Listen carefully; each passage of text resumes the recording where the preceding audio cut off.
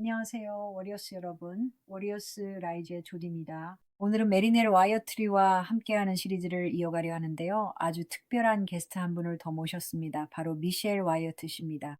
성함을 어떻게 정확히 발음해야 할지 모르겠네요. 셔넬스인가요? 시얼리스입니다. 네, 미셸 씨도 오신 걸 환영합니다. 감사합니다. 오늘은 소돔과 고모라 그리고 론이 발견한 것들에 대해 이야기해 보려고 합니다. 주님의 말씀과 이를 뒷받침하는 증거들을 전하게 되어 정말 기쁩니다. 그럼 기도로 시작한 뒤에 마이크를 넘기도록 하겠습니다. 아버지, 저희는 당신의 위대하고 거룩한 이름을 찬양합니다. 오늘 이 자리에 오신 아버지를 환영합니다. 이곳과 줌회의실 각자의 공간 그리고 시청하시는 분들의 휴대폰 속까지 주님을 모십니다. 주 하나님, 당신의 영과 진리의 영을 환영합니다. 아버지, 오늘 저희가 새로운 계시를 전할 수 있게 하심에 감사드립니다. 론 와이어트라는 인물을 통해 발견하고 공유하게 하신 것들이 당신의 말씀의 진실성과 타당성을 더하게 하소서. 오늘 모든 영광을 당신께 돌립니다. 모든 존귀를 드립니다. 저희 입술이 찬양하게 하시고 마음이 당신 앞에 순결하게 하소서. 사랑합니다. 예수 그리스도의 위대한 이름으로 모든 찬양과 영광을 돌립니다. 아멘. 아멘. 아멘. 자, 여러분 환영합니다. 메리 씨도요. 이제 마이크를 넘겨드릴 테니 진행을 맡아서 준비하신 이야기를 들려주세요. 정말 놀라운 내용들을 준비하셨다고 해서 저도 무척 기대가 됩니다. 그럼 시작해 주시죠. 네, 감사합니다. 미셸 아버님과 함께 살았던 시절이 어땠는지 짧게 들려줄 수 있을까요? 네, 그럴게요. 저희는 평생 교회를 다니며 자랐어요. 운 좋게 사립학교에 다닐 수 있었는데 정말 즐거운 시간이었죠. 인생 최고의 시절이었어요. 어릴 때 아버지는 매일 밤 저희와 함께 예배를 드렸고 자녀 교육에 아주 열성적이셨어요. 저희 모두에게 정말 큰 축복이었죠. 대단한 분이셨네요. 네. 정말 그러셨죠. 자, 오늘은 소돔과 고모라에 대해 이야기해 보려고 합니다. 지난 두 번의 방송에서는 론이 직접 찾아 나섰던 노아의 방주를 다뤘었죠. 하지만 평지의 도시들에 대해서는 론이 처음부터 찾으려 했던 건 아니었어요. 이 일이 일어난 과정 자체가 정말 놀랍다고 생각합니다. 시청자 여러분과 이 이야기를 나눌 수 있게 되어 정말 영광입니다. 많은 분이 이 이야기를 어느 정도 아시겠지만 그래도 처음부터 시작해야겠죠. 미셸의 성경 구절을 읽어주겠습니다. 네, 창세기 13장 8절과 9절 말씀입니다. 아브라함이 롯에게 이르되 우리는 한 친족이라 나나 너나 내 목자나 내 목자나 서로 다투게 하지 말자. 네가 왼쪽으로 가면 나는 오른쪽으로 가겠고 네가 오른쪽으로 가면 나는 왼쪽으로 가리라. 이 구절이 말해주는 건 앞부분을 읽어보면 그들이 아주 분볐다는 겁니다. 양떼와 소떼가 엄청나게 많았고 사람들 사이에 다툼이 있었던 게 분명합니다. 그래서 아브라함은 훌륭한 사람답게 롯에게 선택권을 주었죠. 롯은 요르단의 평원지대를 선택했습니다. 좋아요. 미셸. 네, 창세기 13장 10절입니다. 롯이 눈을 들어 요르단 온 평지를 바라보니 여호와께서 소돔과 고모라를 멸하시기 전이라 여호와의 동산같이 온 땅에 물이 넉넉하였더라. 창세기 13장 12절입니다. 롯은 그 평지의 성읍들에 머무르며 그 장막을 소돔까지 옮겼더라. 두 구절 더요. 창세기 13장 13절입니다. 소돔 사람은 여호와 앞에 악하며 큰 죄인이었더라. 그들 중에 거하며 보고 들으므로 그 불법한 행실이 롯의 의로운 심령을 날마다 상하게 하니라. 저녁 때 그 두 천사가 소돔에 이른 이 마침 롯이 소돔 성문에 앉아 있다가 그들을 보고 일어나 영접하고 땅에 얼굴을 대고 엎드려 절하며 이르되 내 주여 청하건대 종이 집으로 들어와 밤을 지내고 발을 씻고 일찍이 일어나 갈 길을 가소서. 그들이 이르되 아니라 우리가 거리에서 밤을 지내리라. 롯이 간청함에 그제서야 돌이켜 그에게로 들어오는지라. 롯이 그들을 위하여 식탁을 베풀고 무교병을 구우니 그들이 먹으니라. 그 성사람 곧 소돔 백성들이 노소를 막론하고 원근에서 다 모여 그 집을 애워싸고 롯을 부르고 그에게 이르되 오늘 밤에 내게 온 사람들이 어디 있느냐 그들을 우리에게로 이끌어내라 우리가 그들을 상관하리라. 롯이 문 밖에 무리에게로 나가서 뒤로 문을 닫고 이르되 청하노니 내 형제들아 이런 악을 행하지 말라. 그 사람들이 손을 내밀어 롯을 집으로 끌어들이고 문을 닫고 문 밖에 무리를 대소를 막론하고 그 눈을 어둡게 하니 그들이 문을 찾느라고 헤매었더라. 여기서로는 사람들이 눈이 멀게 된 일에 대해 이야기합니다. 롯의 문 앞에서 왜 지금까지 소돔과 고모라 유적이 발견되지 않았는지 설명하죠. 소돔에 있는 롯을 방문한 천사들의 이야기를 읽어보시면 그들은 자신들이 두 젊은이라고 생각한 이들을 밖으로 끌어내려 했습니다. 뭐 간단히 말해서 말이죠. 롯은 이 사람들을 보호하기 위해 최선을 다했습니다. 그들은 자신의 손님이었으니까요. 마침내 천사들이 손을 뻗어 롯을 안으로 끌어당겼습니다. 사람들이 그에게 물리력을 행사하기 시작했기 때문이죠. 성경에 따르면 그들이 소돔 사람들의 눈을 멀게 하여 그들이 문을 찾느라 지쳐버렸다고 합니다. 글쎄요. 제가 이 이야기를 처음 읽고 들었을 때는 하나님이 그들의 눈을 멀게 하셨다고만 생각했지만 성경은 그렇게 말하지 않습니다. 천사들은 물론 하나님이 그들에게 부여하신 권능을 통해 이 사람들이 롯의 집문을 찾지 못하도록 조치를 취했습니다. 그들은 지칠 대로 지친 후에야 집으로 돌아가는 길을 찾았습니다. 그토록 남의 집에 들어가려고 혈안이 된 사람들로부터 문을 숨기실 수 있다면 하나님께서 보여주실 준비가 될 때까지 그곳을 지나는 사람들이 이것을 보지 못하도록 어떤 조치를 하셨을 거라고 믿습니다. 그 사람들이 롯에게 이르되 이 외에 내게 속한 자가 또 있느냐 사위나 자녀나 성중에 내게 속한 자들을 다 성 밖으로 이끌어내라.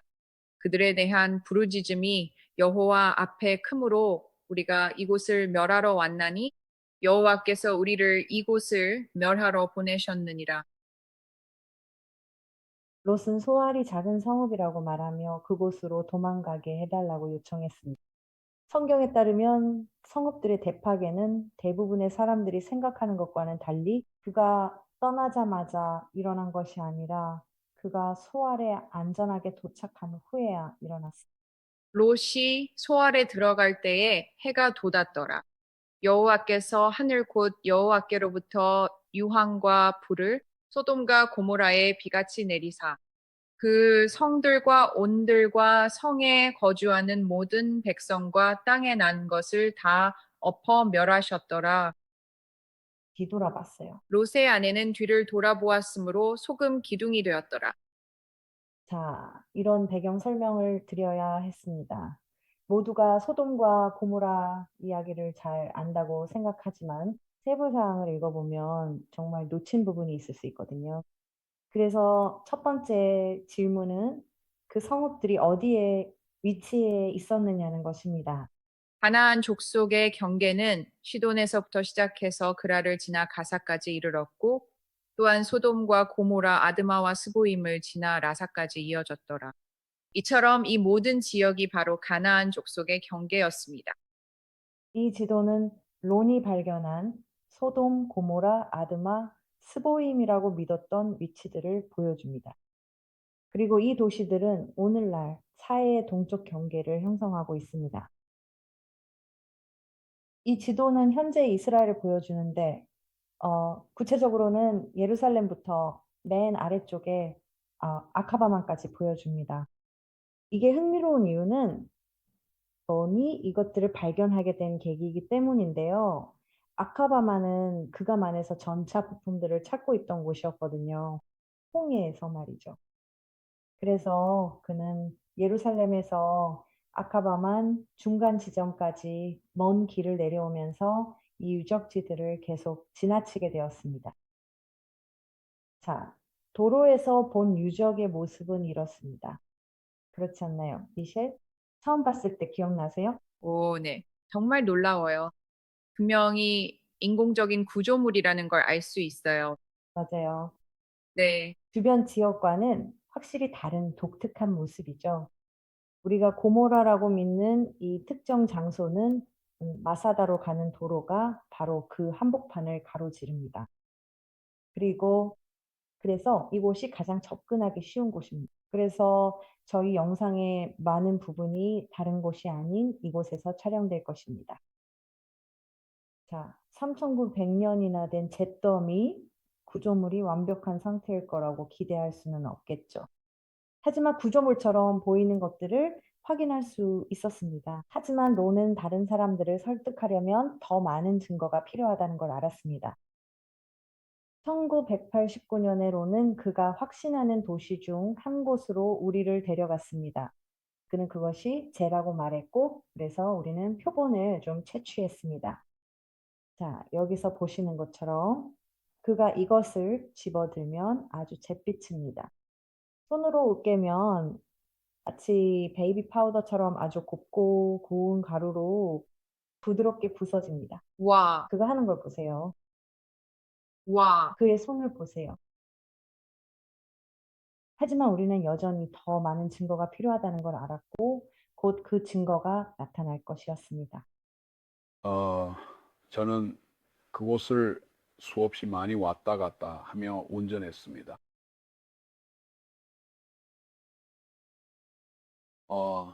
아시다시피 가데스에 가려면 거기를 지나야 하고 홍해 도하 지점에 가려면 거기를 지나야 하거든요. 그리고 저는 멈춰 섰습니다.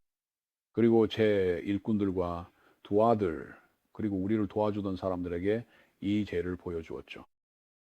도로가 소알 지역 아래쪽에 그 한복판을 가로질러나 있었기 때문입니다. 그리고 아시다시피 그들에게 이 부드러운 물질을 보여주었습니다. 저는 이게 그 도시들의 잔해임이 틀림없다고 말했죠. 하지만 그때가 아마 1988년이었을 겁니다. 메리넬과 제가 그곳에 있었는데 그녀가 쪼개진 제 덩어리를 발견했고 그 안에는 믿기지 않을 정도로 눈알처럼 생긴 작은 구멍이 있었어요. 그래서 저희는 그게 뭔지 좀 어리둥절했었죠.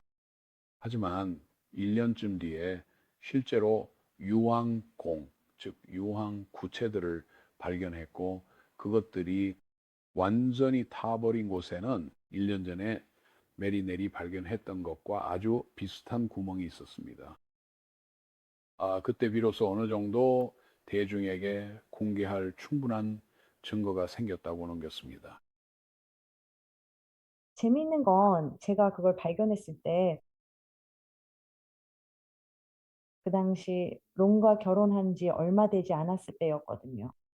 그래서 너무 흥분해서 말했죠. 누나를 찾은 것 같더라고요. 증발한 눈알 같은 건 줄 알았거든요. 그래서 그걸 론에게 보여줬죠. 그는 좀, 그러니까, 아시다시피, 어쨌든 그건 앞으로 일어날 일의 전조였어요. 우리가 먼저 알아야 할 것은 성경에 언급된 유황이 바로 황이라는 사실입니다. 이것은 매우 높은 온도에서 타며 그 연기는 모든 산소를 몰아내어 연기만으로도 사람을 빨리 죽게 할 수 있습니다. 그 많은 사람들이 불타 죽었다는 생각을 하면 가끔 정말 괴로워서 이 점에 대해 생각해 봤어요. 하지만 동시에 그 일은 일어나야만 했고 그렇지 않았다면 하나님께서 그렇게 하지 않으셨을 겁니다. 하지만 사람들이 불타기 전에 그 연기만으로도 이미 죽었을 가능성이 매우 높다고 믿어요. 잘은 모르겠지만요. 이것은 1990년에 유황공, 즉 유황이 처음 발견되었을 때의 실제 영상입니다. 우리는 아직 소돔과 고모라에 있습니다. 앞에 특이한 점들이 보일 겁니다. 말하자면 재층이죠. 이건 돌이 아니라 재입니다. 이제 이것을 가까이서 찍어 보겠습니다. 보시다시피 그것들은 약간 원형 모양의 지점들입니다. 자, 저희가 발견한 것은 여기 좀 더 가까이 가서 보여드리겠습니다만 이 구멍들 안에는 유황이 들어있다는 사실입니다. 대부분의 구멍에 들어있지요. 유황이 없는 것들도 있는데 이 구멍의 경우에는 저희가 방금 유황을 한 움큼 꺼내서 표본 가방에 담았습니다. 하지만 유황이 없는 것들은 중심부가 아주 검게 변해 있는데 이는 당연히 엄청난 고열에 노출되었기 때문입니다. 이제 이 구멍을 좀 더 자세히 살펴보겠습니다. 여전히 유황이 남아있는 것이죠. 그리고 뒤로 조금 물러나서 저희가 여기서 무엇을 하는지 잘 보이게 한 다음 저 샘플을 가방에 수집하겠습니다.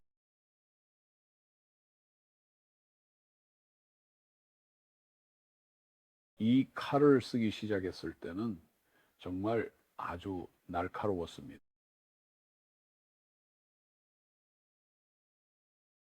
자, 여기 있습니다. 저희가 좀 더 수집했는데요.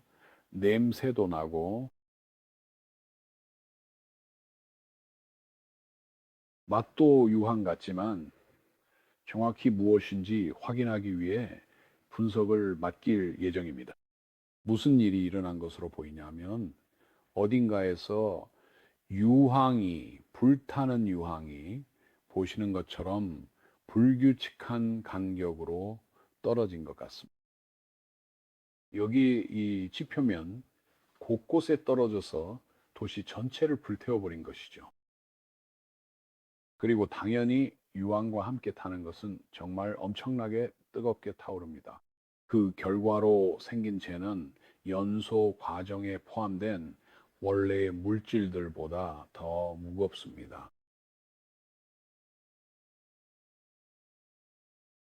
그리고 이건 같은 여행에서 찍은 영상이 더 있는 건데요. 저는 이걸 공유하는 게 정말 좋아요. 왜냐면 마치 텔레비전 프로그램인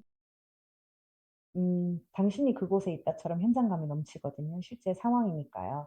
저는 그 여행에 함께하지 못해서 정말 아쉬웠어요.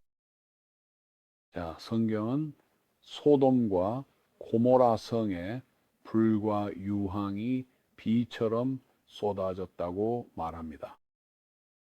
지금 여러분 앞에 보이는 것은 커다란 그리고 작은 그러니까 다양한 크기의 유황 덩어리들, 즉 불타는 유황이 떨어진 결과물입니다. 여기서 우리가 발견한 것은 하나님께서 이 도시에 불타는 유황을 비처럼 내리셨다는 것이며 비라는 표현이 그것을 설명하기에 아주 완벽하다는 사실입니다. 비가 내리는 것과 똑같은 방식으로 떨어졌고 물론 이 모든 것들이 도시에 가한 누적된 열기가 도시 전체를 불길에 휩싸이게 했습니다. 금속, 돌, 그리고 물론 사람들까지 그곳의 모든 물질의 인하점에 도달했고 모든 것이 타버렸습니다.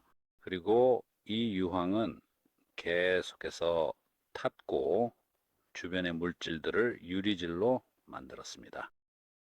모든 것을 다 태운 후에는 산소로부터 스스로를 차단했고 그러고 나서 당연히 스스로 꺼졌습니다. 그리고 이 작은 결정체 캡슐들 각각의 안에는 여기 다양한 크기의 유황 덩어리가 들어 있습니다. 그리고 우리가 여기 가지고 있는 이 재들 속에는 이런 것들이 수백만 개나 있습니다. 자, 그중 몇 개는 내부에 유황을 보실 수 있도록 쪼개 놓았고 다른 것들은 그대로 두었습니다. 하지만 여기에는 이런 것들이 수백만 개나 있습니다.